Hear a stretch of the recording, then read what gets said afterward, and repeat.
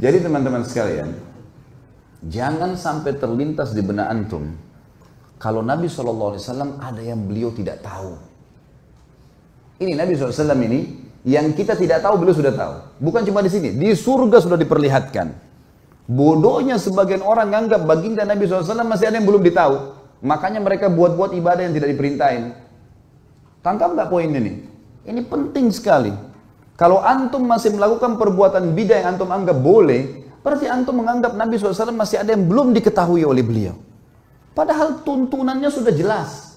Innal halala bayyin wa innal harama bayyin. Ingat kata Nabi SAW, yang halal sudah jelas, yang haram sudah jelas. Wa bainahuma umurum mushtabihat. Di antaranya ada hal-hal yang samar. Siapa yang menyelamatkan dirinya dari hal yang samar-samar, faqad istabra li dini wa dunyah. Dia telah menyelamatkan kesucian agamanya dan dunianya. Wa man waqa'a fi syubhat faqad waqa'a fil haram. Siapa yang sengaja jurumuskan dirinya pada yang syubhat, haram atau enggak ya? Enggak apa-apa deh. Maka faqad waqa'a fil haram. Dia telah jurumuskan dirinya pada yang haram. Artinya enggak ada tengah-tengahnya. Halal atau haram? Syubhat berarti haram. Jelas agama Allah. Orang yang jerumuskan dirinya pada yang syubhat berarti jerumuskan adalah haram, seperti pengembala domba yang membawa domba-dombanya ke ladang yang luas, rumputnya lebih tinggi dari domba-dombanya dan dia tidak tahu domba mana yang dicuri oleh serigala. Kita nggak tahu ini halal atau enggak, lalu kita jerumuskan diri. Untuk apa? Jadi agama sudah sempurna, nggak butuh tambahan-tambahan. Banyak hal yang membuat umat Islam sekarang berselisih teman-teman. Tapi poin intinya kata ulama adalah mereka semua mengaku kembali kepada Al-Quran dan Sunnah. Semua. Orang liberal pun yang mengatakan Quran harus direvisi, boleh nikah lintas agama, semua orang agama masuk surga. Banyak syubhat yang mereka lemparkan. Mereka juga mengaku, kami juga kembali kepada Al-Quran dan Sunnah. Tapi Al-Quran yang tidak sesuai dengan akal kami, tidak relevan, kami ganti. Tolak, harus direvisi.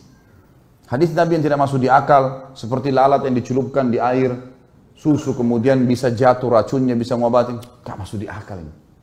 Mereka tolak gitu kan. Semua mengaku berlandaskan Al-Quran dan Sunnah. Tetapi yang membuat mereka menyimpang adalah mereka tidak mengikuti pemahaman salaful ummah. Siapa itu? Sahabat. Mereka anggap ngikutin sahabat itu kuno. Di zaman Nabi SAW itu ya zaman Nabi, zaman sekarang beda, harus diubah.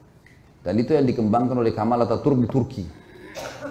Sampai mengatakan ada istilah Islam Arab, Islam Turki, Islam Persia. Sekarang Indonesia kan baru kena penyakit itu, Islam Nusantara. Zaman dulu sudah ada ini. Sampai Kemal Atatürk ganti azan dalam bahasa Turki. Lama-lama azan dalam bahasa daerah kita nih. Diubah semuanya, agama Allah nih. Ini bahaya sekali teman-teman sekalian. Makanya memahami Al-Quran dan Sunnah harus sesuai dengan pemahaman salaful ummah atau sahabat. Pegang baik-baik hadis ini teman-teman. Kalau ini antum jadikan pondasi hidup, pegangan hidup, antum akan selalu aman. Ini jaminan, tiket dari Nabi SAW untuk siapapun yang bersyahadat sampai hari kiamat.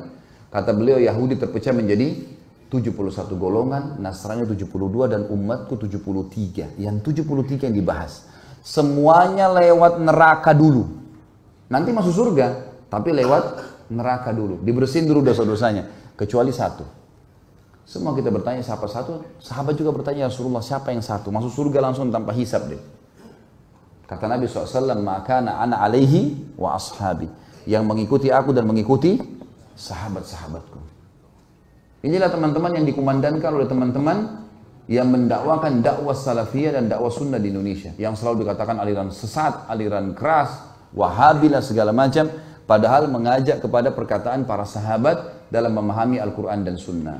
Karena nggak boleh sembarangan. Al-Quran turun pada zaman mereka. Nabi SAW sebutkan hadis zaman mereka. Baik. Ini yang dimaksud dengan siapa yang mentaatiku maka dia telah mentaati Allah. Siapa yang bermaksiat kepada aku telah maksiat kepada Allah. Dan siapa yang bermaksiat pada pemimpin yang aku tunjuk maka dia berarti telah maksiat kepada aku. Dan siapa yang maksiat pada pemimpinku maka berarti telah maksiat kepada aku.